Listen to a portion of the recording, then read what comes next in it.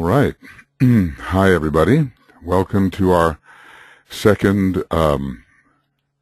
webinar for the students who are members of the Morya Federation.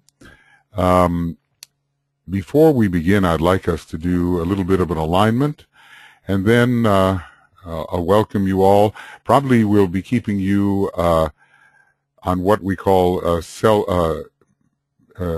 you'll have to self-mute yourself.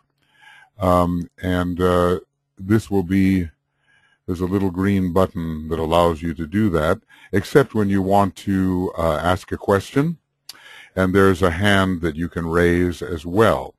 I think I will not keep you on mute because that way I might miss something and you might not be able to get through. But if you self-mute, it'll be good, and we won't have all of that cacophony of sound that so often happens when all of the computers are open at the same time. So let's just have a moment.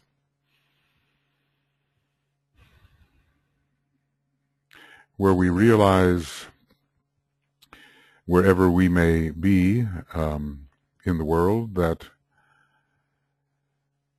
we are connected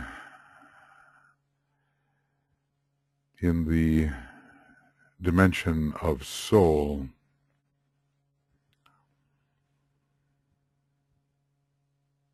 There is this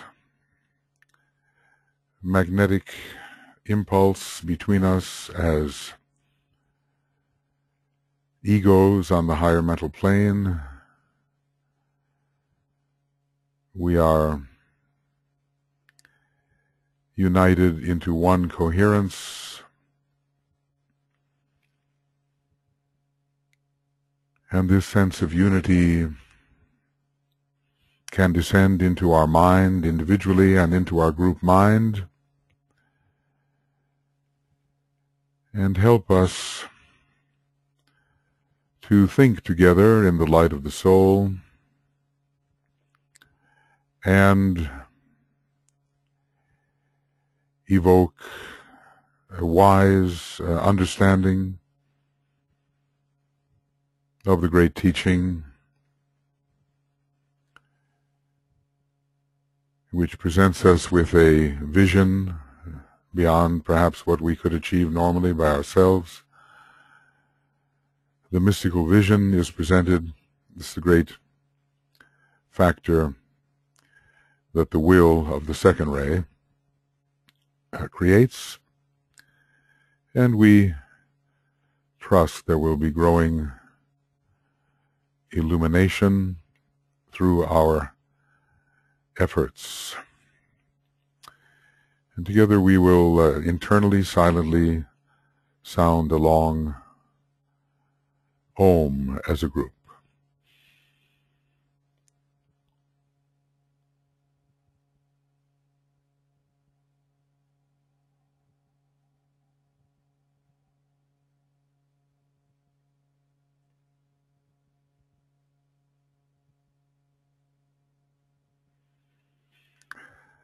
Okay, that's great. Thank you very much. And I'd like to, we have 16 of us together, and also I'm being supported by faculty and staff.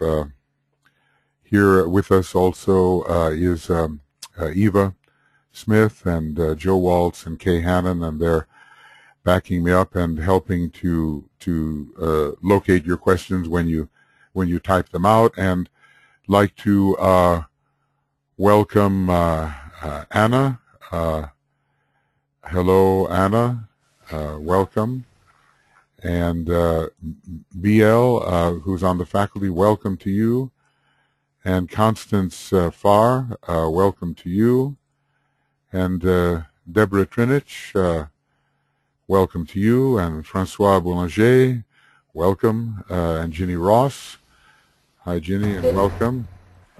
Welcome. Yeah, when we get an echo, it's probably because there's not a headphone involved, so you have to mute yourself, Ginny. I think that came from yours. Everybody should find your mute button, and if you see my screen, I'm circling the mute button right up there. You see? And then you find your mute button, and then when you want to ask your question, yeah, you got it, Jenny. Very good. Okay, Leah in Australia, a faculty member, welcome, Leah. And Margie Britton, welcome. And Paul, a friend of the university, welcome in California.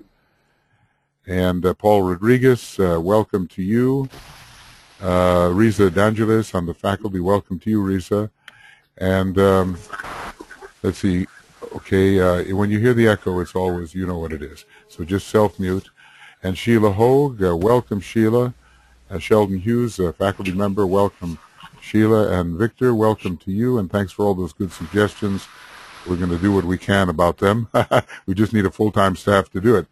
And Walter, who is a student and a partial faculty member, welcome to you, Walter. And Yvonne Wegner, welcome. So the thing to do now, friends, is to place yourself on self-mute. And when you have a question, raise your hand or type it out, and one of our staff will advise me, because I don't seem to keep my mind in two places at once. I'm looking for your hands, and if I start looking for questions, I'm going to be in a mess. So they'll let me know what your typed questions are. I have received one question already in advance, but I'll get into that a little later, as it is a deep one. So we're ready to go, and our purpose here is to come into the field of mental illumination together. Obviously, we don't know all the answers. We're not Master DK, but we can offer our best understanding of some of these things that are on your mind. And, you know, with research and further pondering and meditation, we can go deeper into the subject, and perhaps a way will be cleared for you so that the question that was on your mind is more susceptible of illumination. That's what we would hope. We're all on a great quest here. You know, no matter what part of the school we're in, we're on a great quest, and we are trying to understand this marvelous ageless wisdom. So let's do what we can together, and let's have a question from somebody. Please, you've prepared them, I trust, and if not, well, we'll just see where we are. So, okay, and Deborah, I'm trying to unmute you here, and you'd have to put yourself on self-mute. Yes, you are on self-mute, so I don't know why it keeps on muting, but anyway, you're on self-mute. Okay, so we're ready. So whoever has something they would like to bring up, either in written form or in verbal form, and then we can dialogue a little bit on that. Do we have anything? Like, why are we here? What are we doing? Okay. Anybody wants to jump off the cliff first? Okay, Lorraine, and welcome to you, Lorraine. And just put yourself on self-mute, and the echo will stop. Okay. The self-mute button is the green one up here. So does anybody, would anybody, okay, Walter, you have a question, so let's go with you, Walter. You can bring yourself off of self-mute, and what is your thought? Hello. So Hi. This is Morya Federation's 5th year, and some students are in year 5, the final year of Quest Universal. Yes. So my question is, what happens after that, and what options are available to students after that? Mm-hmm. And on a related subject, what role do we see for Morya Federation in general in the years to come? Well, you know, I'm always one of those people that likes to see continuation. I think it's very rare for a person to finish the 5-year program actually in 5 years. I don't necessarily expect so many to do that, but there are a few who are capable of that and will apply themselves to it. Following the 5th year, see, I think that students who make their way through 2 years of Great Quest, let us say, and 5 years of Quest Universal will probably have proved their ability to work with some of the newer and upcoming students, and may make the transition into the faculty if that is their line. Now, so many of us who are in this organization happen to be, let's say, on the second-ray line, or at least have some of the teaching impulse within us. So they would probably be welcomed into the faculty and would begin to work with students who are earlier in the program. Of course, in your own case, you've had a lot of experience, so you're doing both at an earlier time. I am planning, following the will aspect, the spiritual will. The fifth plane is the atmic plane. You see that here right in front of you. There are two more planes awaiting, as you see. One is the monadic plane, and one is the logoic plane. Now, of course, these are simply conceptual in our nature, and they are far beyond, let us say, our ability to normally experience. Some great and unusual experience may come in, but at least conceptually, we want to know what is the monad, and really, what is our relationship as a higher type of monad in the sea of fire. What is our relationship both to the planetary logos and to the solar logos? So I am conceiving that as there are 7 planes or subplanes on the cosmic physical plane, which you see before you, that the 6th and 7th year, whether undertaken as a sort of private study or, personalized study, or whether within the faculty, will focus respectively on the monad, and then will focus on the logoic potentials and our relationship to the solar logos, because all of us really, as monads, are units who are to be found within the sun. The monad is that which finds its home within the sun, something like page 196 of Initiation Human and Solar. And our deepest identity, at least on the cosmic physical plane, is found on the logoic level. It is my firm belief. So I think we can have a couple of years that will take us into those high considerations, and at the same time increasing our practical service in the world so that the highest and the lowest meet. As for the Morya Federation, I have high hopes that it will outlive any personalities that are involved with it, and will be a continuing bridging school to the time when the masters will actually begin to put forth the new preparatory schools and the new advanced schools under their own behind-the-scenes supervision. So I hope for a group that will be able to continue offering this valuable teaching from the ageless wisdom. I hope, Walter, that kind of answers your question. And if not, yes, thank you. You and I can dialogue at some point. Okay, thank you very much, Walter. Anyone else want to jump off the cliff? Just come right in, don't worry about it. Any question is legitimate. We're here just to have a little community of discussion together. And once we all learn how to get our headsets going, like this is a computer headset with a microphone. Once we learn how to get that going, it'll be easier for us to have a dialogue with everybody's headphones, everybody's computer open, and we won't have, the interfering noise. Okay? Okay, who would like to go next? Either a written question or a verbal question. Do we see any hands raised? Anybody like to come in? You are welcome to come in. I have one question from our friend Paul. It's a very deep question, so it's going to take some exploration. Not that I'm tremendously qualified to answer it, but at least I can get the thing started for us. Anybody would like to?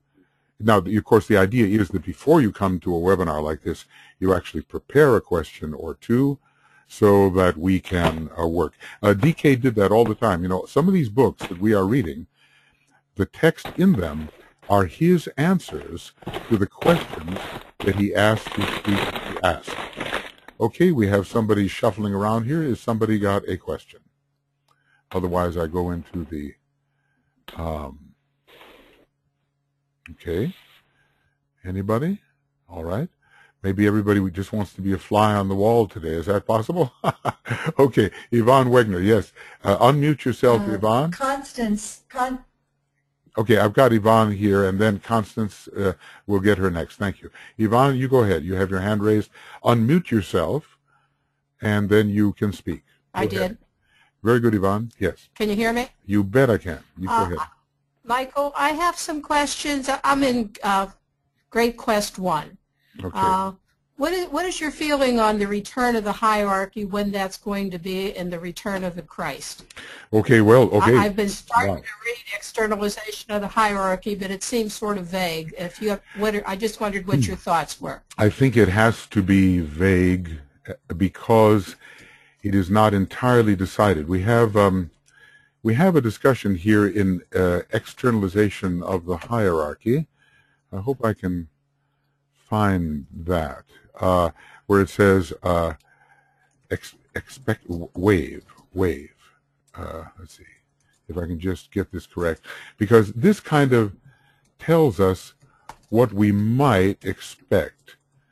This is a very beautiful thing that is said here, and it tells all the things that have to be done before the Christ can really return. Now, some people have looked forward to 2025 as if this will be the moment. I think that is, in my view, really premature. I think what happened is that atomic energy, the atomic bomb, the hydrogen bomb, and all the rest were, in a way, unexpectedly created by the fifth ray ashram, which had penetrated so far into the secrets of matter that they got way ahead of themselves, in a sense, and what was anticipated as coming in the age of Capricorn, which is still some 2,300 years ahead, came in the dawn of the age of Aquarius. And this is a very dangerous situation because the sixth ray, with all of its fanatical religions, had not yet subsided. So man was not wise, and the mix of atomic energy along with retroactive fanaticism presented a situation in which the masters had to, well, let's see, Sanat Kumara phased out the fifth ray ashram's presence between 1950 and the year 2000. It took him 50 years to phase back its intense presence because it was getting too demanding and too much would be known. Oftentimes the masters try to keep the plan from being too excessively known because the Black Lodge is trying to find out what it is. So this set everything back. I think that the return of the Christ, reappearance of the Christ, and the externalization of the hierarchy was planned in the later part of the 20th century. That even the Christ would be walking with us before the beginning of the 21st century. All that had to be changed because of the dangerous situation. And then we come to statements like this right in front of us here, the externalization of the hierarchy, where things are written about after the Great Invocation was given out. So these are written once that plan had been made in the late 40s when the Tibetan was finishing his writing. He says, when the task of preparation of men's minds is further advanced, when the knowledge of the existence of the masters and their hierarchical endeavor and of the united hierarchy of our planet are a commonly recognized truth. Now just think about where we are now and what he's asking for, okay? And when active goodwill is recognized as a real national asset in all lands, then the speed of the externalization of the hierarchy will be greatly increased. You see, in a sense, it's already beginning slowly, and the emergence of the disciples into a degree of prominence is part of the forerunning activity which signals the eventual externalization. Then the 5 spiritual centers will begin to take definite form. So, you know, we're dealing with London, Geneva, Darjeeling, Tokyo, and what am I leaving out here? New York. Then the 5 spiritual centers will begin to take definite form and will call also for recognition. The groups they're working will be known, and they will also be in close touch with each other. From that time on, the network of initiates and disciples under the direction of the masters will be worldwide. And in every field of human expression, now note this and compare it with what is going on now, okay? Then in every field of human expression, the opinion of these men and women and of the masters presiding at the 5 centers and in their affiliated groups will be regarded as of immense value by all governmental, economic, and social organizations. What a tall order that is. Okay, then, upon a great wave of spiritual inspiration, the divine spirit of expectancy for the reappearance of the Christ will sweep through the world. It will then be regarded as credible and creditable, and his coming will provide the germ of all world hope. The reason for this will be that the most respected and enlightened and cultured people on the planet will be looking for him, and then, my brothers, he will come, bringing new energies of love and compassion and implementing the spirit of fresh enlightenment. To these important events must also be added the new revelation for which all men wait and to which they will be able to respond owing to the needed and new stimulation. So if you just ponder externalization of the hierarchy here, page 698 and 699, you will see that it's only in the year 2025 that we will begin to lay plans for the next phase of the externalization of the hierarchy. Matter of fact, if I look up 2025 here, I may be able to, how many are there? 3? Okay, let's see. Here it is. Now what page is this? This is page 530. It says, we have the new movement. It's kind of the forerunner movement. And it says, this interplay will go on until AD 2025. During the years intervening between now and then, very great changes will be seen taking place, and at the great General Assembly of the hierarchy held in every country, as usual in every century, in 2025, the date in all probability will be set for the first stage of the externalization of the hierarchy. So if you combine this reference on page 530 with the references I just went over on page 698 and 699, you see that with 100 years still left in the age of Pisces before it entirely fades out and before the age of Aquarius actually begins in 2117, we should not prematurely expect the actual reappearance of the Christ.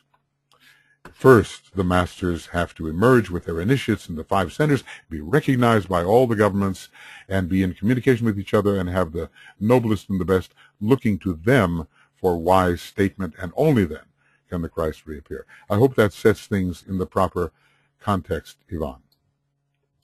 Thank you. You bet. All right. Constance has a written question. Okay, yes. Go ahead. Constance asks you to comment on the process of the unfolding of the egoic lotus. Well, that's one of my upcoming books. And it's a long one. Let's just say that we don't unfold the egoic lotus by concentrating on the petals, so to speak. In other words, as if by somehow visualizing the unfoldment of the egoic lotus, it would unfold. Rather, it is by working with the virtues and the requirements of each particular petal and making sure that those things are established in our life.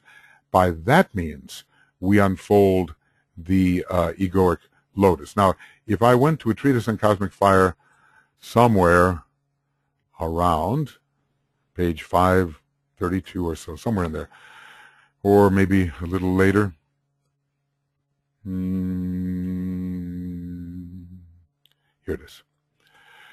Now, we don't have to worry about the unfoldment of the egoic lotus, the first 3 petals. We have all passed through the hall of ignorance. We have not, however, all of us, passed through the second phase of the egoic lotus, where the love petals are unfolding and where we are learning how to treat our fellow human beings in the right way. We've all been through these first 3, which are pretty well found here on Cosmic Fire, page 539, 540. We've broken the law. We've unfolded physical relationships and a gradual growth of love for others. We've done that, and We've been forced into sacrifice, whether in war or business or social pressure, whatever. We've done that. Then the higher of the pairs of opposites begins to come in here in the second phase, which is more the social phase. These are the so-called 777 incarnations. Not really, but that's a symbolic idea. And the 700 incarnations take us pretty well through the Hall of Ignorance. It's not really 700, but the proportion of lives gives you an idea.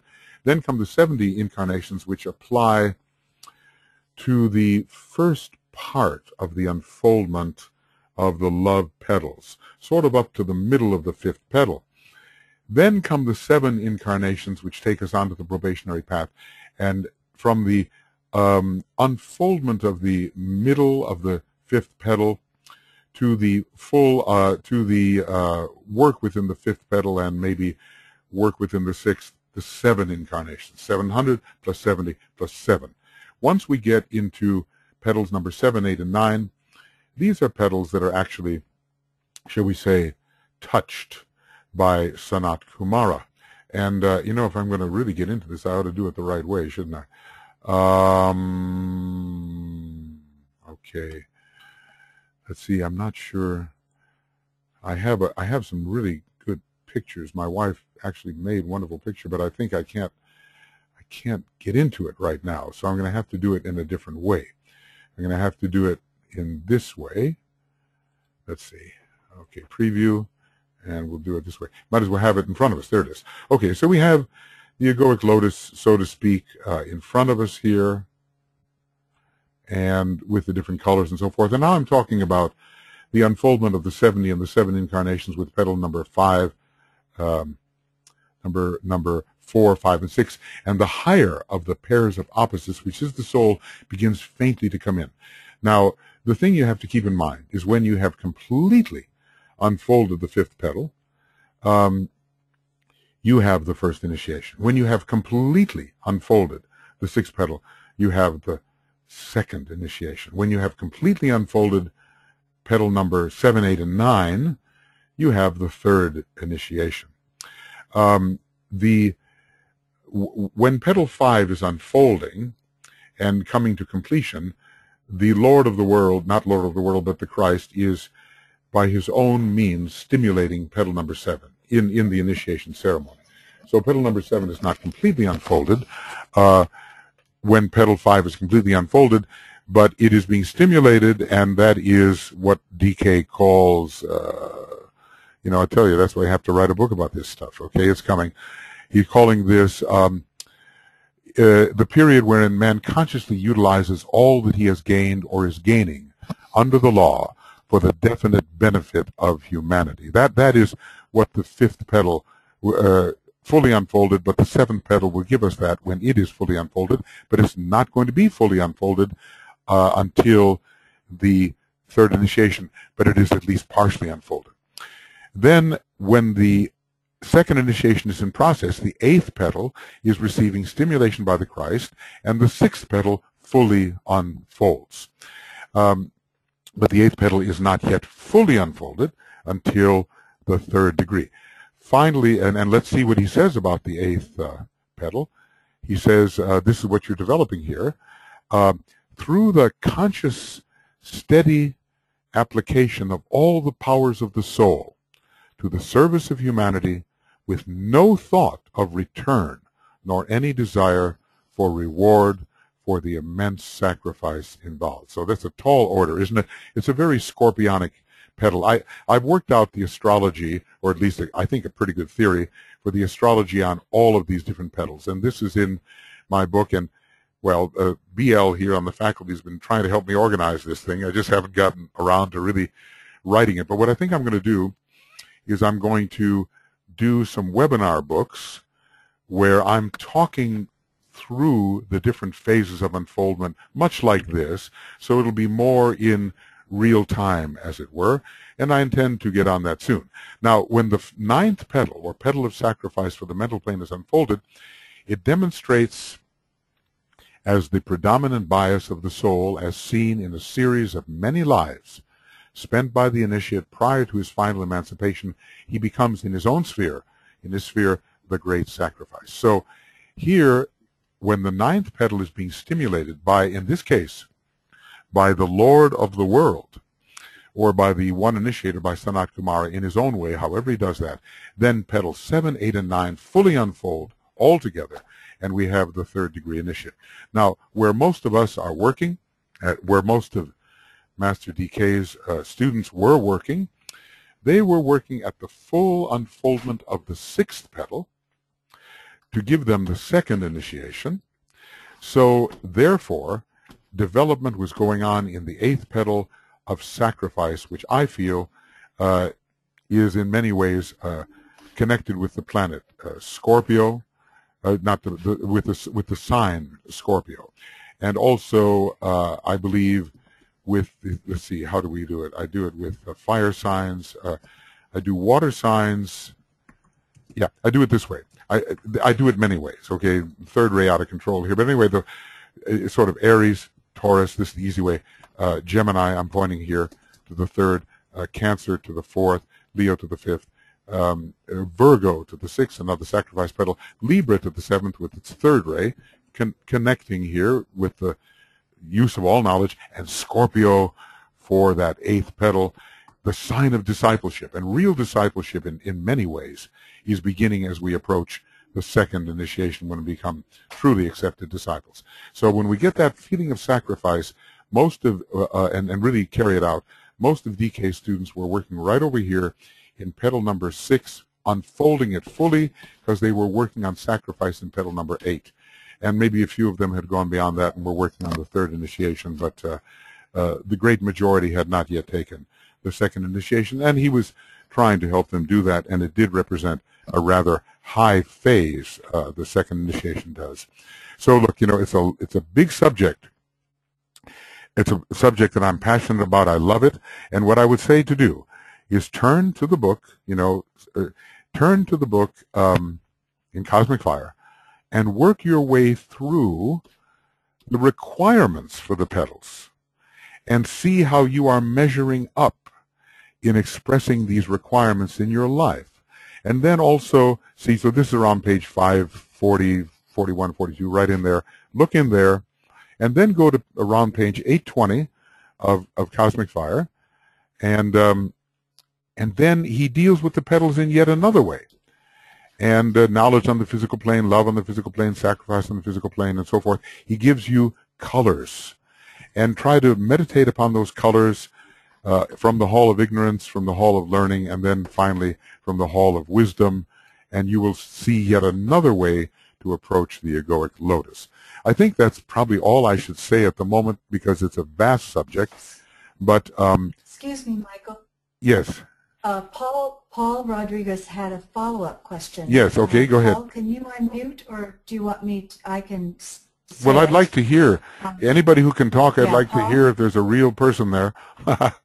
Okay, Paul, please go ahead. Otherwise, Joe can take care of it. But you unmute yourself and just give me the question. Yeah. Well, I was asking, when you said that we all passed the 3 first petals, or the whole of ignorance, are you referring humanity as a whole, or aspirants and disciples? No, exactly. Aspirants and disciples. No, humanity as a whole. Now, there's another great place in Cosmic Fire for you to study, and it's about the different egoic lotuses that exist and where they came from and how far they are advanced. Now, humanity as a whole, the majority, has unfolded petal number 2 and is working on petal number 3, which is a sort of a Virgo petal, sort of a Gemini petal. It's a mental petal, and they are working on the knowledge petal, the sacrifice petal on the knowledge plane. They are not yet mental. The majority of human beings are still astrally polarized. So no, they have not emerged from the hall of ignorance. There are some of these lesser initiations, which DK also talks about. You can look that up, smaller or lesser initiations. They take place before the great monastic initiations, and maybe humanity can begin to move towards those. There are at least a couple that he defines. One is connected with the whole first tier of petals, 1, 2, and 3. When that opens up, you begin to have a little bit of altruism. And then there's something around petal number 6 that is opening up, and that is that is a kind of unselfishness, which is not yet a true aspirant's attitude, but at least it is a form of unselfishness. So no, humanity is not ready for that yet. Now let me see if I can turn to this page, at least locate it for you. I'm just going to call primary lotuses because they come from Vulcan and lotuses. And right around those pages, you're going to find a lot that is really interesting. So here it is on page 841, 840, the names of the egoic lotuses. And, you know, he tells us there's no more bud egos left. Everybody's just got about one petal open at the very least. So the Brahmic lotuses have one petal open. You can study this. The lotuses of Brahman are unfolding the second petal, and they're called by various names. You just want to read that. It's fascinating. They come from Jupiter and Venus mostly. These primary lotuses are coming probably from Vulcan, and they don't have the second petal unfolded. They're quite smart. They're among the scientific group, but they don't yet have the sense of the inner soul. They have petal 1 and 3 unfolded, but not petal 2. So they don't have the love energy, and when they do get the love energy, the world will be a much better place. And finally, your question, Paul, the lotuses of passion and desire.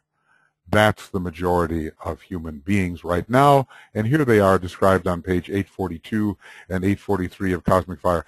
And of course, what I would recommend to you all, if it's at all possible, get a hold of the CD-ROM, okay? They have a new version of the Alice Bailey CD-ROM. It's really easy to use. You can even make highlighting in it and all the rest of it. It's a very worthwhile investment rather than having to just go through the books in the ancient style, although a lot of people like to hold the books in their hand. So get a hold of that, and then you can go anywhere. Lotuses of Passion and Desire is where most human beings are right now. They are what he calls the good people, the nice people, the kindly people. They are still pretty emotionally polarized, but they're trying to open up their mind, and they're right in the middle of what you would call kama manas, which is desire-tinged mind. Now, if you are a disciple, a true disciple, you will be called by a different name altogether. Your lotus will not be called by these names, and he has not given them all, but I can give you an idea. Here, I'll try to find it here. Lotuses of Revelation. Oh, there's only one reference. I always like to see that. Here they are. A lotus of Revelation, page 855, is that type of lotus which is about taking the first initiation and has passed the first initiation. The lotuses with perfume are those around the period of the second initiation, and the radiant lotuses are those who are approaching the third initiation and are taking the third initiation. So this tells us the name of the lotuses, and I would like to say lotuses of Revelation. The seventh petal is going to be pretty well unfolded, but not completely. Lotuses of Perfume, the eighth petal, pretty well unfolded. And finally, radiant lotuses, all 9 petals unfolded. Okay, Paul, does that take care a little bit of your question? Obviously, it's a huge subject, you know. Yes. Okay. Thank you. Okay. Well, you know, now look, we're recording all this stuff. So, you know, Brett and others of the staff, we try to send you the link for it so that you can study the pictures, study what I say, study what others say about it. And I think, you know, some questions will be answered in that way. So thanks, Paul. Thanks for your question, and thanks for speaking out loud. Okay. Very good. Thank you. Okay, what else, Joe and Kay? And okay, I see a hand. It looks like it's from Anna. So Yes. Anna? Yes, I have a question.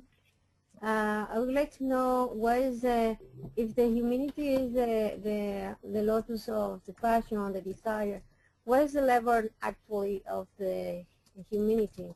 is the humanity received their first initiation already? Did Or the did you second? say now I want to make sure I understand you. Did you say humility or what word was that? Humanity. Humility. Humanity. Ah, humanity. Ah, yeah, okay. Okay, thanks, Yes, Anna. Okay, okay. my English is not really good, but No, it's I will okay. try You're to. very brave. You're very brave. But, I live here in Finland already for 14 years, and my Finnish is horrible. I wouldn't even dare ask a question in Finnish. Anyway, humanity. Okay, look. Humanity is approaching its first initiation. This does not mean that all members of humanity will take the first initiation, but what it does mean is that sufficient numbers, and we don't know how many hundreds of thousands or maybe even millions, maybe some millions there will be who take the first initiation, and this will be sufficient to open up new doors for the rest of humanity where a new energy of love and wisdom can pour in and elevate the whole of humanity much more rapidly than would otherwise be possible. So humanity, let's just say, look, if you study esoteric psychology, let's say volume 1, volume 2, DK said that these books were written for initiates of the first degree. In other words, the birth of the Christ in the heart. If we all really stick with this teaching and really prove ourselves, and we are interested in the esoteric teaching or some spiritual teaching, and we're trying to refine our lives, and we want to serve, these are the, and we do serve, these are the watchwords of the first degree initiate, okay? So pretty well, people who are going to enter into the Morya Federation or other esoteric schools really stick with it, really work, really serve. The sign of them having taken the first initiation or being very close are probably there, okay? But humanity is not there yet. And one of the fascinating things that is said by DK is that when the Christ reappears visibly before all, because we're told that every eye will see him, every eye shall see him, it will mean, it will be the signal that humanity has taken the first initiation. So within 100 years or so, something like that, we're not supposed to run around and say, he's here, he's here, he's there, that doesn't pay. And it's always wrong, because the Christ has to estimate when he will actually be able to return, and he's looking for a measure of peace, he's looking for a measure of economic sharing, he's looking for the churches of the world to clean house, he's looking for those three things, and he will know the timing. Okay, but that first initiation is not where humanity is yet, but it's where humanity is preparing to be. And because humanity is preparing for that first initiation, it's going through really tough problems. Now, I turn to the astrology book, and I'll go to page 70. And here I'm going to talk about two planets that are really raising hell, in a way, if we can call it that. We have at the first initiation the disciple, and now think not just of the individual disciple, think of humanity. The disciple has to contend with the crystallizing and destroying forces of Vulcan and Pluto, okay? The influence of Vulcan reaches to the very depths of his nature. Vulcan is in a way the god of weaponry. When you're making bombs and rifles and all kinds of things, you are using the mineral kingdom to destroy, okay? So Vulcan is really active in all these wars. Vulcan reaches to the very depths of his nature, whilst Pluto drags to the surface and destroys all that hinders in the lower regions. Now, you just take a look at the world today, and that's what's going on for all of humanity. It's very tough business, because sometimes we would rather not see what is coming to the surface. We say, oh my gosh, it's so bad, but it has to be dragged to the surface and eliminated before the Christ can reappear. So humanity is on its way doing the Vulcan-Pluto thing, and when the Christ reappears, it will mean that a certain proportion of humanity, numbering in the millions probably, will have taken the birth of the Christ in the heart. Okay, Anna, I hope that I hope that answers the question. Thank you very much. Yeah, thank you, Anna. Well, Anna, where are you living? I'm living in Massachusetts, in South Valley. Okay, okay. But are you coming from Spain or from Mexico or from one of the Latin countries? No, I come from Dominican Republic. Okay, okay, okay. But Spanish is the language spoken there, correct? My first language is Spanish, yes. Yes, okay, great, fantastic. Okay, well, thanks very much for asking that question, Anna. Thank you. Thank you. You bet, you bet. Hey, I'll tell you what, listen, while I'm on a roll here, I'm going to take this difficult question. My friend Paul here has given me a question I can't answer, so I'm going to do my best. He is interested in I have to be a cultural anthropologist to answer this question, I think.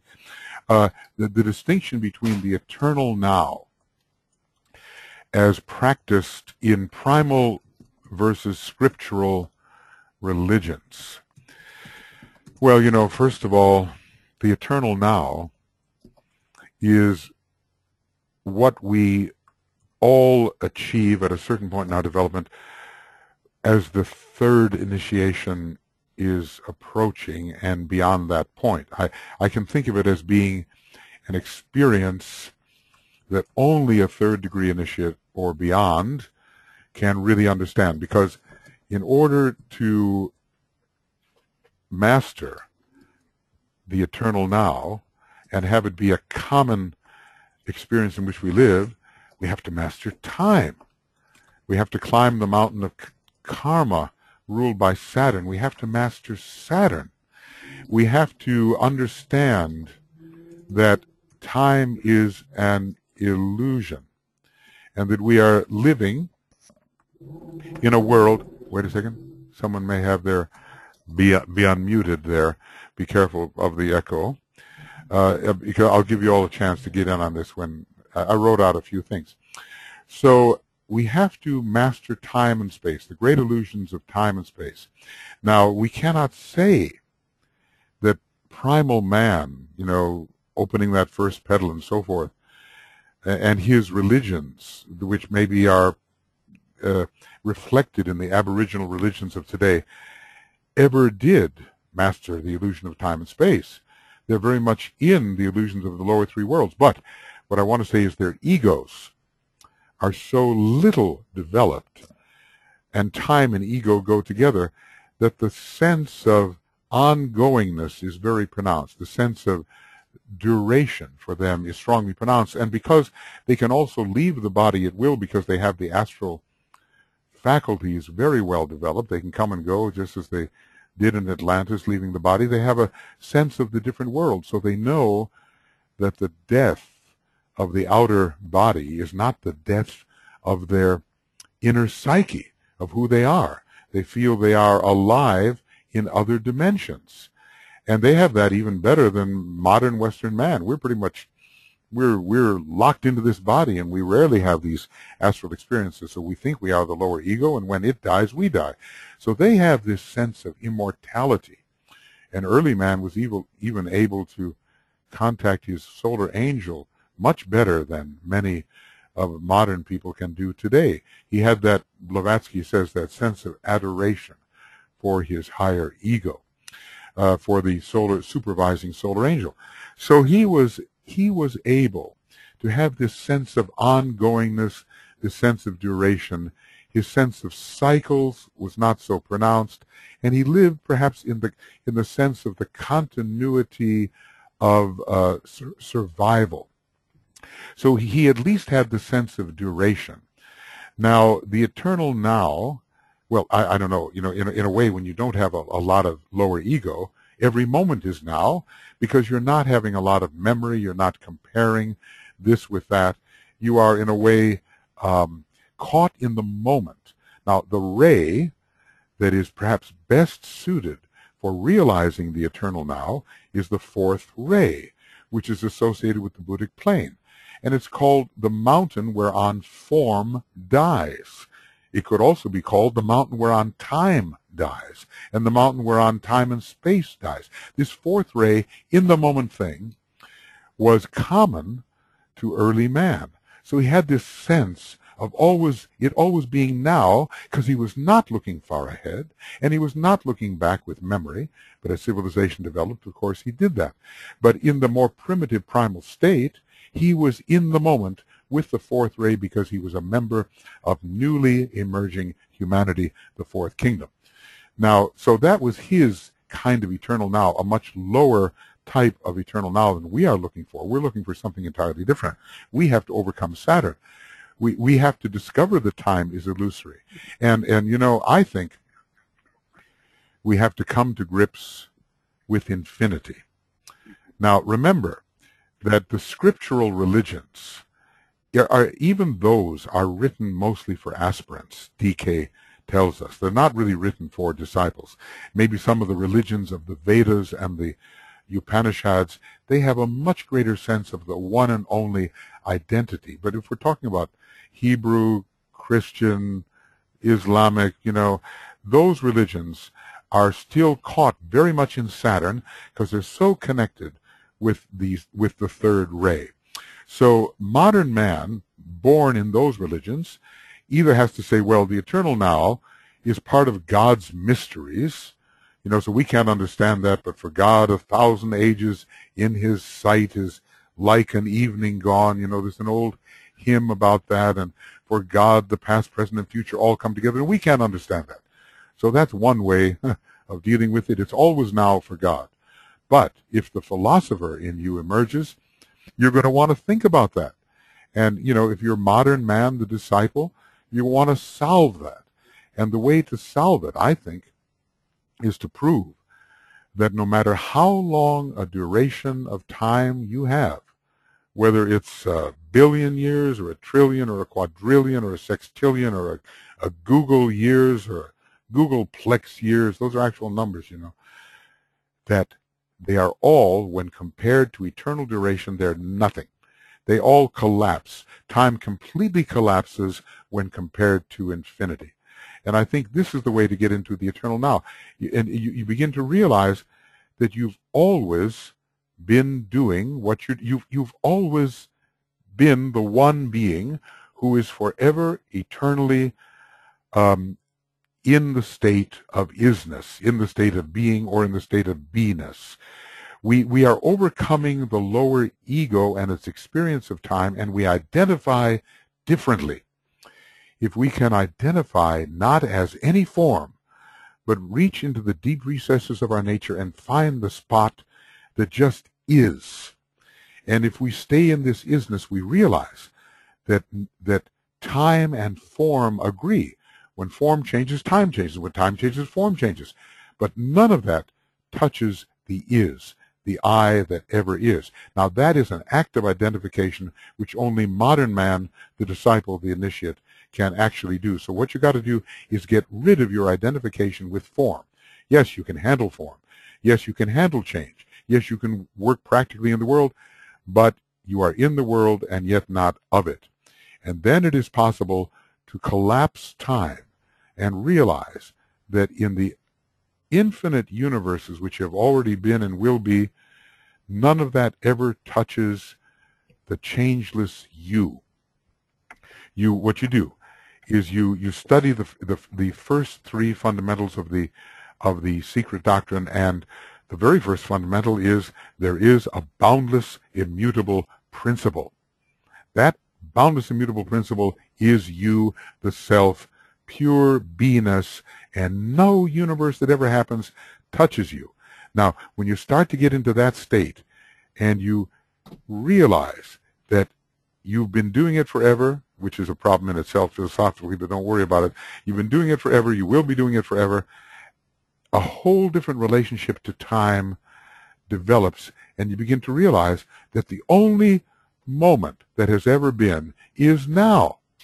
It's always been now. In any specifiable time forever, it's always been now, and it will never be any other time but now. Every then is a now, every to be is a now, and it's only as we use the memory and the projection of our imagination that we can, in the now, begin to think about the past and the future. And yet, when we have been in the past, it's been now, and when we will be in the future, it is now. So that is a different experience of the eternal now than is possible for primitive man in his primal religions. He has ongoingness, small ego, he has the ability to be in the present moment, but later we have to change being in the present moment to being in the presence, and the presence is what we are. All there is one infinite presence forever and ever. That's what we are, and when we identify as that, we're coming closer, or really, no, we're transcending entirely what the scriptural religions have given us. In the scriptural religions, nobody can understand it. It's just God's mysteries. And in the Catholic Church, they tell you, you can't understand God. And maybe we can't. Galileo said we can never understand God. He did some experiments with infinity, and he said God is not understandable. But anyway, we, the modern man, we, the modern individual, can begin to think about time, space, and timelessness and spacelessness, and we have a new conception of what it means to live identified as pure being, which no change can ever touch. And then slowly, slowly, and I'm not saying I've mastered it, I'll tell you, but okay, slowly, slowly, whatever is happening, we're always in that presence which changes not, and in that presence it's always now. So look, I'll tell you what, I've written a few more things here, but as you're going to get the video of this, you can look at whatever I've written here if it's of any value. I think I've covered it as much as I can. And, to the man who wrote the question, Paul, I'd like to say I'd like to write a book on the subject. And in a way, I have written a book on the subject. If anybody wants to get into my book, Infinitization of Selfhood, it deals to a great extent with the eternal now, as modern man can conceive it. But it's not the mind that has to approach this, it's the experience itself. The mind can take you to the doorway. It's the sense of always being in the presence, which never changes, and for which it is always now. That's the experience that we are looking for. Okay, when I got that question, I said, how in the world to answer this question? So, I can't really answer this question, but I can give some thoughts which I hope will be useful for you, and you can review that, and I'll review it myself. Okay. All right. That's all I can do on that. Okay, other questions? Other questions, friends? Dig in, go right ahead. You can ask, raise your hand, or type something out and let our staff know about what we want to do. That's a big question, that eternal now. Oh, by the way, speaking of the eternal now, that's the trouble. Once you get me speaking about the eternal now, I'll never shut up. So anyway, over here to Dinah 2, let's turn to page 285. And this, when I want to remind myself about the eternal now and about what God is, I turn to these pages. And I've memorized this, and I recommend that you do it too. This is it. This is what you have to know. This is the basis of all philosophy, including esoteric philosophy. This is what you have to know. So I'm going to read it out loud. It's I love that. far ahead of us. You know what it is. It's a great one. Here it goes. Here we go. God is. The Lord for A stands firm. Being exists alone. Naught else is. Time is. Being descends to manifest. Creation is. Time then and form agree. Being and time do not agree. Okay. Number 3. Unity is.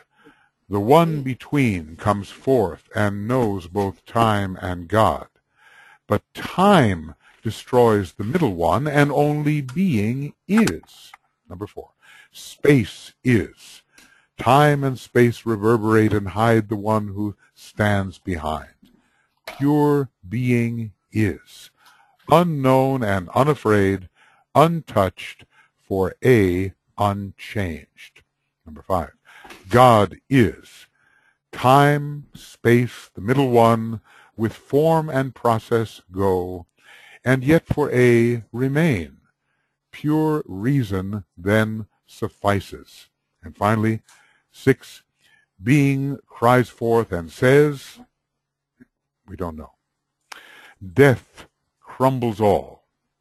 Existence disappears, yet all for A remains, untouched, immutably the same. God is. Okay. If you contemplate that every day of your life or every day of your lives to come, you're going to get to the bottom of the eternal now, your true identity, your monad, the real thing. This is the seed of all philosophy, as is said here. And you know, it's not just spoken, it's sounded out on 6 chords or trumpeted words. Read what he says here.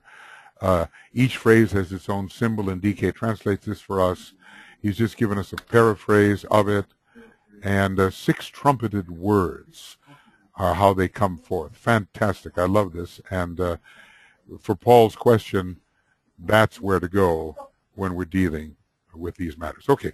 So my staff members here, can you help me? Does anybody have a question? Okay. No questions, but someone I think had their mic unmuted, and maybe they were anticipating asking. Okay, that's right. That's always a good question. That somebody is unmuted, and if you are unmuted and you have a question to ask or a comment to make is okay too. Please go ahead. Go ahead. You know, we're all just digging in here. You know, all at our present level of ignorance, we're all digging in, and we'll find out what we can find out. So, who's up? Anybody up? Because if you're not up, you know, I'm just going to talk, and that's a terrible thing. Okay. BL. BL, okay. Go ahead. Michael? Yes, BL. Hello. Hello, Michael. I just wanted to say, in reference to the questions that we had on the egoic lotus, that you have posted those Word documents for petals 1, 2, and 3 there on the Makara website. Oh, are for they those there? who might be interested and haven't looked at it.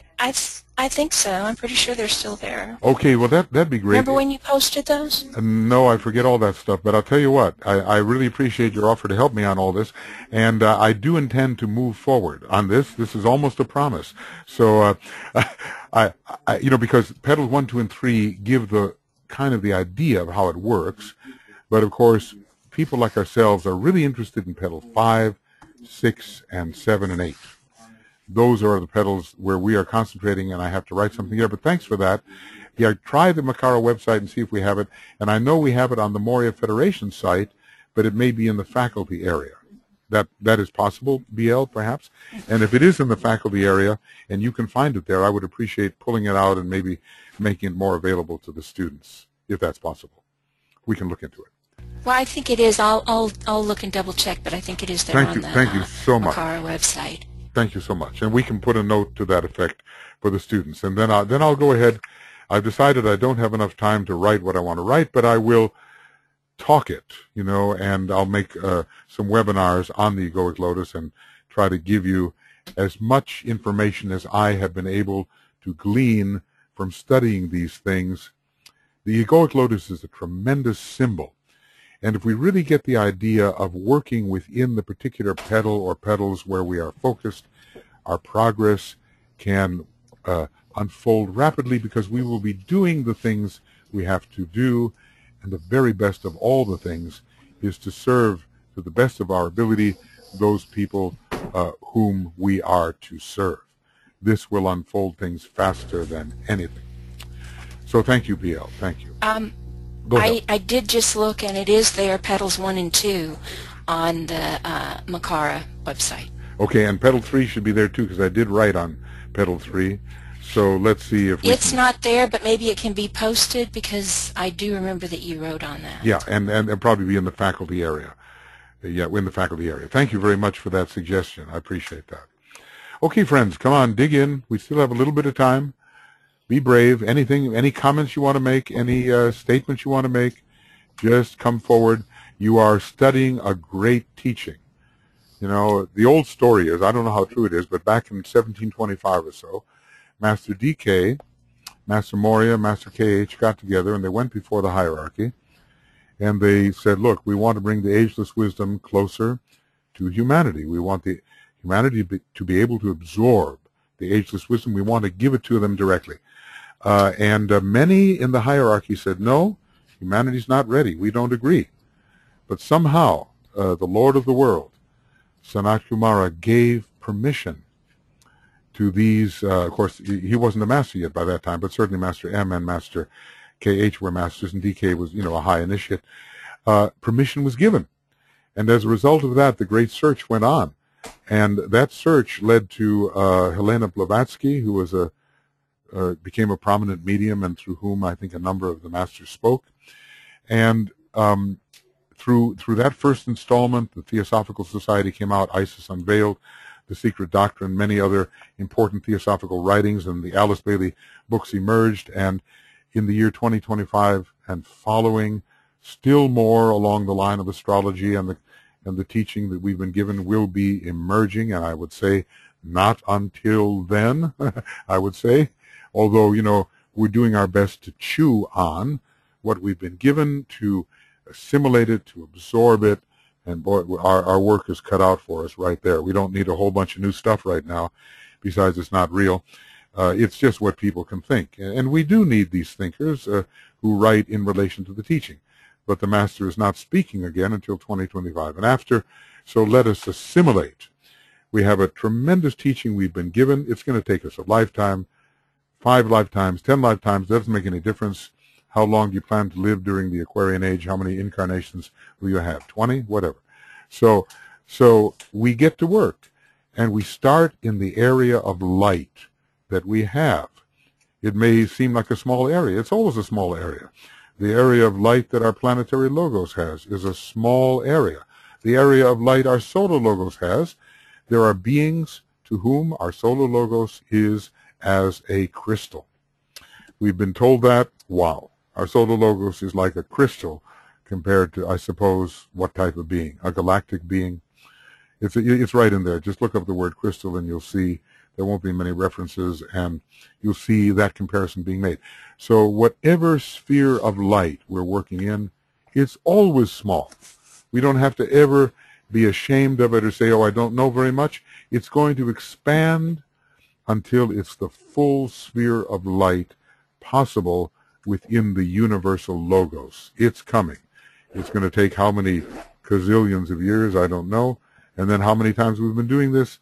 Forever. Forever. How many universes have there been? Uncountable, because infinite. Okay? Huge paradoxes come up with all that. Don't worry about it. The point is, we're here now. We're in a particular universe, and every universe we can ever imagine has been preceded.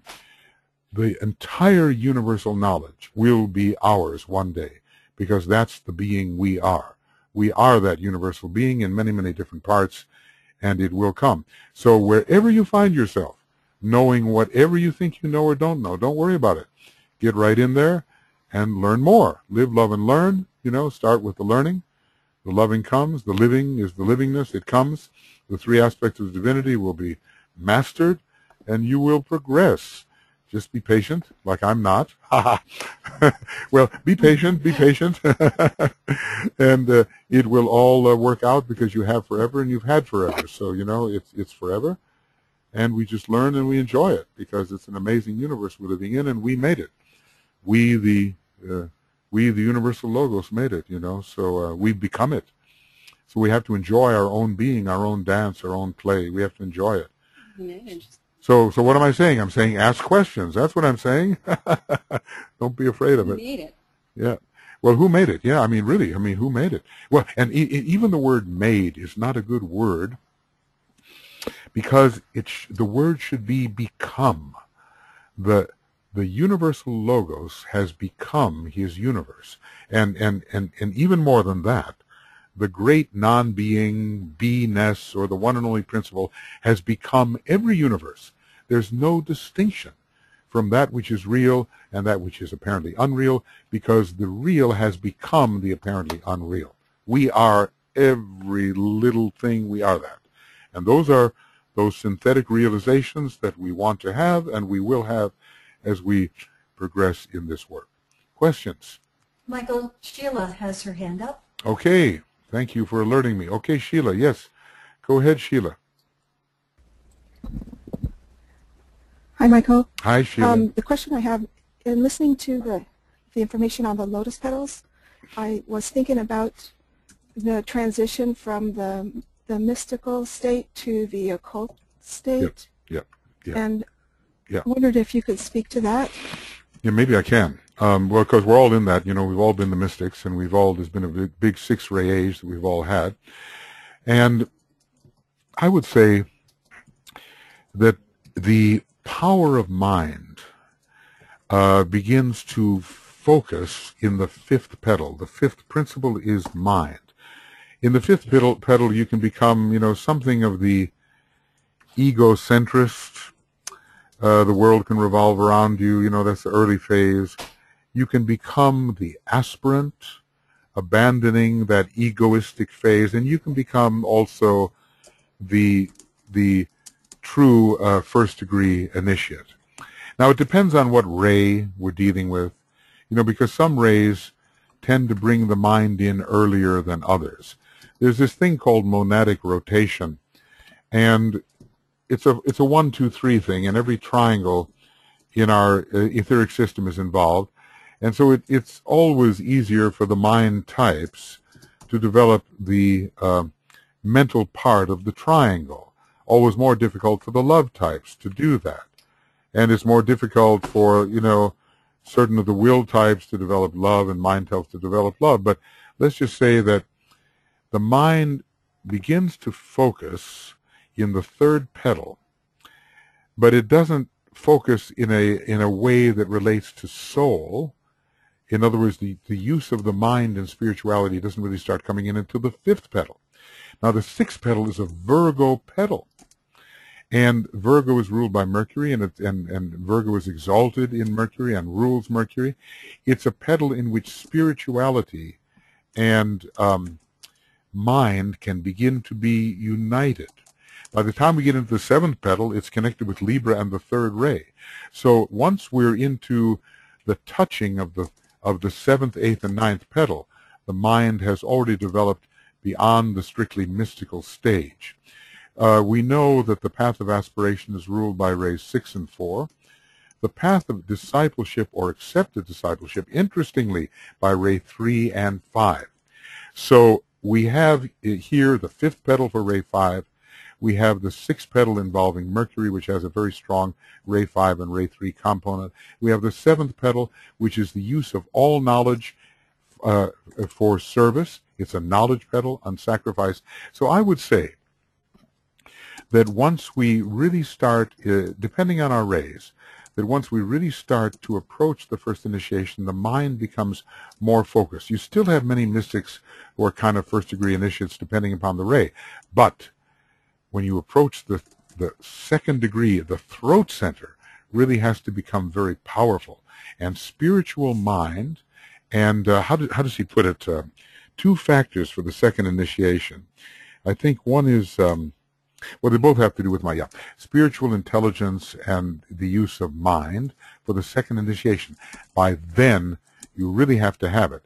And you know how strong Mercury is in relation to Scorpio. This eighth petal is a Scorpio petal. So not everybody develops it all at the same time, depending on the ray. And here is the really funny thing. You have a lot of smart people, but they don't use the mind in relation to the soul. And DK says this amazing thing.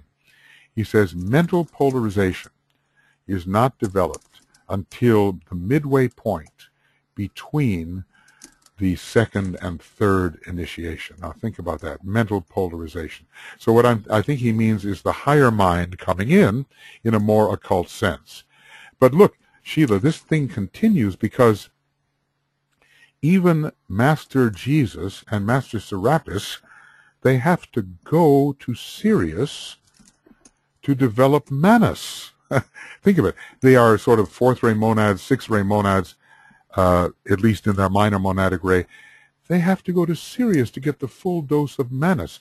So the development of mind, you see, cosmically, they are lords of compassion, lords of love and compassion, and they are in the annals of the masters, they could be considered mystic masters rather than masters of the wisdom mentally considered. So this idea of mind has many strata to it. And even some of the masters, look, the majority of human beings are somehow more on the love line. They've got to go to Sirius. And DK calls it the bulk of humanity goes to Sirius for the development of Manas. Not everybody. But from a practical standpoint, where we are right now, in the fifth petal, we should really begin to think in order to bring about the first initiation. And in the sixth and seventh petals, we have the opportunity to do that. When we use mind in the third petal, it is mind in the hall of ignorance. You cannot, it's a pre-mystical phase. So pre-mystical mind, third petal, the beginning of mysticism, fourth petal, some of the fifth petal, even the sixth, depending on the ray, and then post-mystical phase, which is the occult phase, and we absorb also the mystical phase into it. Think about the seventh petal. It's Libra, ruled esoterically by Uranus, which is occult mind. So there the occultist really begins to come in, depending on the ray, of course, but I would say by the time we're midway past the first initiation and heading towards the second, you have to have spiritual intelligence, you have to have mental illumination. Those are the two requirements. I hope that gives a little bit of an idea. It's a little bit, I'm being a little bit evasive here because it's not the same for everybody, Sheila, as far as I can see. Any further question on that, Sheila?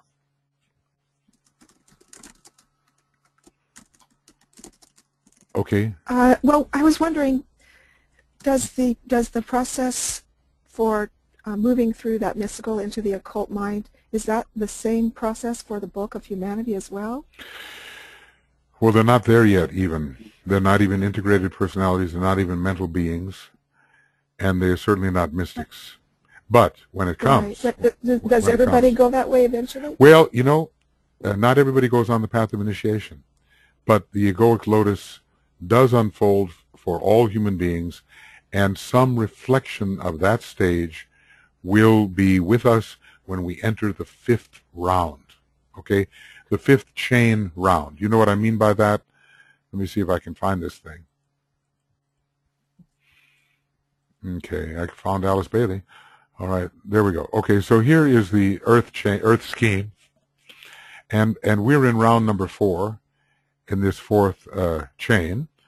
By the time we get to round number 5, during which time a form of judgment day will take place, the sheep and the goats will be separated, and those people who have begun to tread the path will be on the earth, and they will have a certain mental component. I would say that all of humanity will go through what disciples go through consciously and initiatorily. Disciples are forcing themselves. They are suffering for it. They're paying the price. They're developing the solar angelic fifth principle ahead of the majority of human beings. And yes, human beings will be going through the mystical phase. And no, right now they're going through what you would call an Aryan monastic phase, and there's still many Atlanteans among us.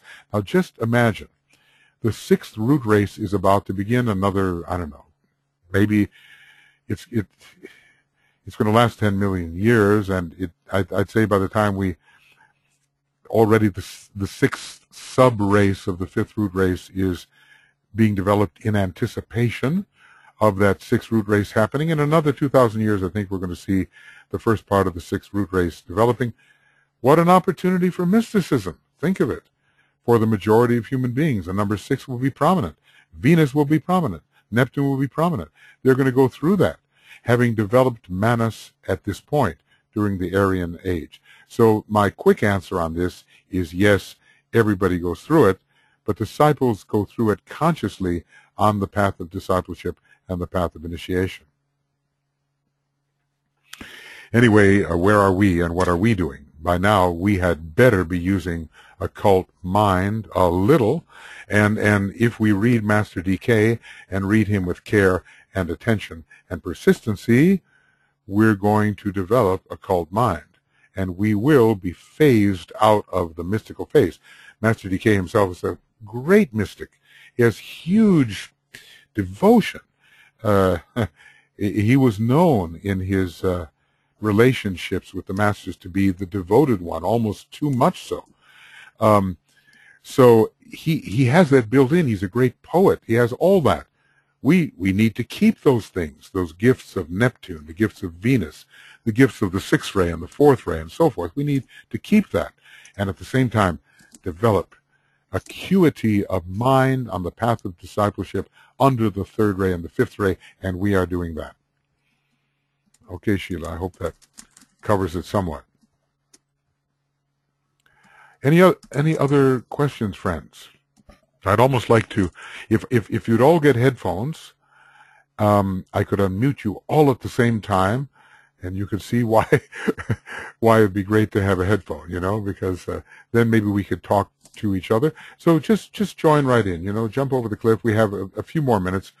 You know, we're almost done, and I like to have these things be about 1 hour and a half or so, but we've already done quite a bit today. So any other questions, or from staff or faculty or whatever, you know, just join right in. Anybody, written or otherwise? Michael, would you want to? Yeah. Go ahead. Michael, this is Joe. Would you like to tell the students a little bit about the broadcast that will come from the conference and what they might want to tune in for? These are practical matters, and I appreciate that, Joe, bringing that up. So, as many of you know, the Seven Ray Institute and University of Seven Rays, of which the Morya Federation is, let us say, the internet extension of the USR, will have a conference soon. That conference will begin on April 3rd in Phoenix, Arizona, Phoenix Mesa, Arizona, and it will go all the way through April 14th. It's a nice long one. We will have a 1 week of pre-conference where my wife Tui will be directing a ceremonial workshop. We have a faculty day. We have an esoteric astrology day, which is not just a day, but 3 days, Saturday, Sunday, Monday, which is the 6th, 7th, and 8th. And we have a Seven Rays Day. We're extending the Seven Rays program, and we're dealing with physiognomy, the study of your face and form, and how it reflects your rays. And we're dealing with how your soul ray and personality ray work through different vehicles in your personality. So that is on day number, what is that? We start on, what is it, Monday evening, which must be the 6th, 7th, 8th. Is it Monday evening the 8th? And then 8th, 9th, and 10th. So that's the pre-conference. See, what I'm trying to do is get as many of you to show up in person as possible. Then comes our whole conference from April 10th, Wednesday evening, all the way through midday, April 14th, Sunday. We have a very rich and very full program, all kinds of wonderful things. And we'd love to have you show up in Mesa, Arizona, and Phoenix, and attend. It'd be marvelous if you could. You know, now that's... Otherwise, he should ask them to do live streaming. That's plug number one. But if you can't do that, here comes the second part, that we're going, starting from the very first, we're going to be broadcasting, live streaming, as much of the conference as we can. The opportunity is there for you to pretty well be present at the whole thing. I'm not sure about the ceremonial workshop, to what extent that, but from the time we begin the astrology on the 6th, we will have 9 days of live streaming from early morning until evening. It depends on where you are in the world. You know, you might have to stay up at night. We're going to send you the links so that you can tune in. We ask for a donation to help support the cost of developing this live streaming and keeping it going. There is some cost involved, and it's something, you know, we'd like, I don't know, something in the neighborhood of $100 for the pre-conference and $100 for the full conference. But if that's not possible for you, don't worry about it. And if more is possible for you, please, by all means, help us, because we will continue this, and then Brett and our technical team is putting up these programs, as you may have noticed, on YouTube, so you can study these things. They're not exactly like NBC or ABC or whatever. You know, they're not perfect, but they give you an idea of what's going on, and you can get to participate. And also, we write a meditation program for you, so that you every day, your name will be called by the ceremonial group, and you will support the conference subjectively. So Tuya and I will send that out to all of you, so you can be with us meditatively. You can be with us in terms of the live streaming. That would be marvelous. And of course, it would be just beautiful if you could show up in person. So we will send you the links for the live streaming, so you can tune in on this every day at the time that is convenient for you, and hopefully at times which are not convenient for you, that you will also tune in. Hopefully you will do that as well. All right, Joe, have I covered what I need to cover there? Yes. We'll send it out. We'll send it out for you. Well, look, friends. I don't think you mentioned the focus of the conference itself. Okay, so now you're going to ask me to remember the name of the conference. It is envisioning a universal world, an ideal world spirituality, resurrecting the soul of humanity, envisioning an ideal world spirituality, resurrecting the soul of humanity. Now, what I'd like you to do is just go to www.7ray.net, 7ray.net. You know, maybe should I be writing it out here, and see the conference program, see what's there. You know, it's really good. www.7ray.net. Go there, and you will see it is a 6th ray conference. You know, that's how we do every year. This is the year 2013. It all adds up to a 6th. This is our way of keeping order with it. Next year is our 7th ray conference. We're focusing on the New World Religion at this conference, and on a more universal idealism for humanity, which instead of leading to warfare and bloodshed and factionalism and danger, will lead to a union of humanity under a common vision. We have marvelous speakers coming to the conference, people who are on the front line and really doing something, not just theoretically.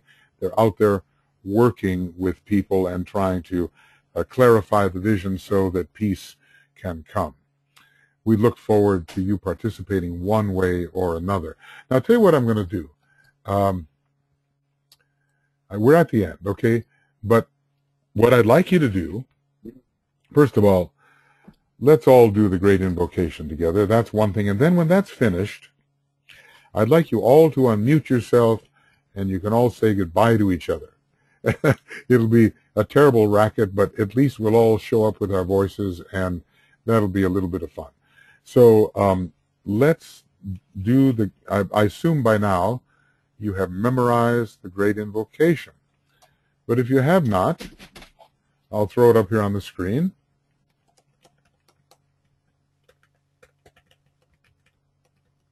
No, something's wrong. Within. Okay, let's see if we can do that. There it is. So let's all do the great invocation together. But I'll tell you what, I'm going to ask you, I'll just let, if you will, just let my voice do that, because there's no way that we can coordinate all of our voices together. But at your homes and where you are, on mute, you know, self-mute, say it along with me, please, okay? And then followed by 3 ohms, all right?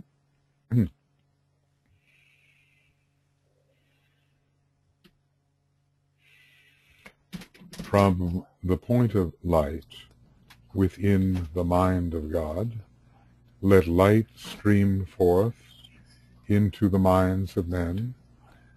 Let light descend on earth.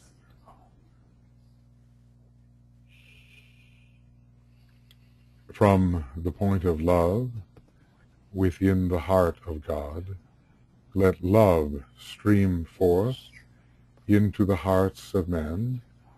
May Christ return to earth.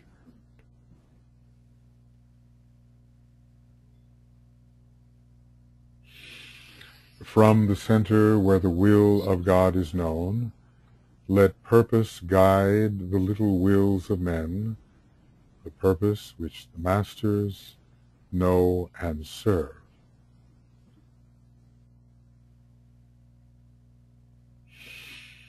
From the center which we call the race of men, let the plan of love and light work out, and may it seal the door where evil dwells.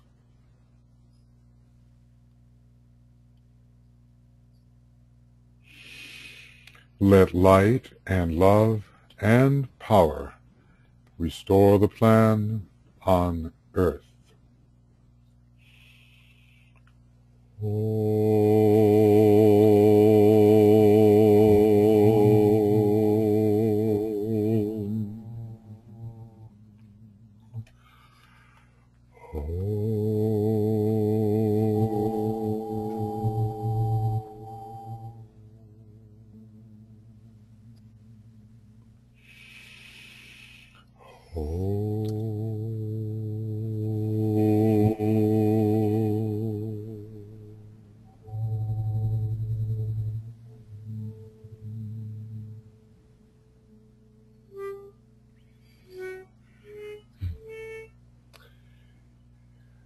Okay, thank you. I didn't quite hit the G note. I hit the A note, but it's an indigo note, so that's pretty good too. Thank you, everybody. You can unmute yourself now. Just everybody unmute themselves. Go ahead. Everybody, just hit your green button. Everybody, hit your green button. Okay, hit your green button. Okay. Aloha from Ginny. Okay, thank you so much. Want to say goodbye to all of you, and Bye. can you hear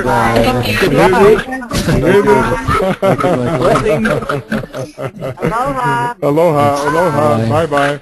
Thank you for being here, Bye. and come to the next one. There might not be one during the conference, but we'll get one soon. Okay, you'll all come back now. You hear? Okay. Thank you. Okay. Bye. Thank you. Bye. Bye. Thank you, Michael. Thank you very much. Thank you for being. Thank you for being. Thank you, Michael. Thank you. Okay, so friends, we're going to make an experiment with the staff. I'm going to make Kay an organizer, and then she's going to leave the group and see if we are anything happens to us. And then I think, Joe, the best thing is to start a new session, because otherwise I won't be able to convert. So Yeah, Kay will do. Thank you. Eva, we'll wait for about a half an hour. I'll send you an invitation. Okay, that's fine. Whatever works out for you. But thank you very much, all of you, for helping and being present. It means a lot. And we got to get the courage of the students going. That's all that's required. And all will be well. Okay. Now, so Kay, you're going to leave, and thank you very much for being present, and let's see what happens when you leave, okay? And if it closes us off, it does, okay? The great experiment. This is the experiment. Okay. I'm looking for Kay to disappear.